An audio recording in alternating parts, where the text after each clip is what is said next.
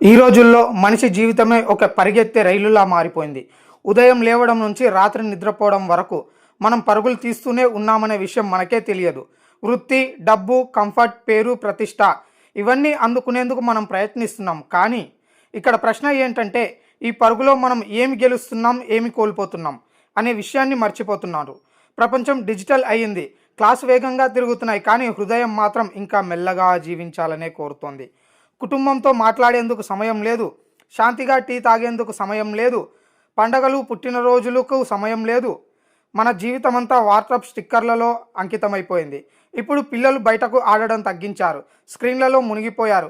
ముసలివారితో మాట్లాడడం కూడా తగ్గిపోయింది. మనం అందుకే అందరికీ సమయం ఇవ్వాలి.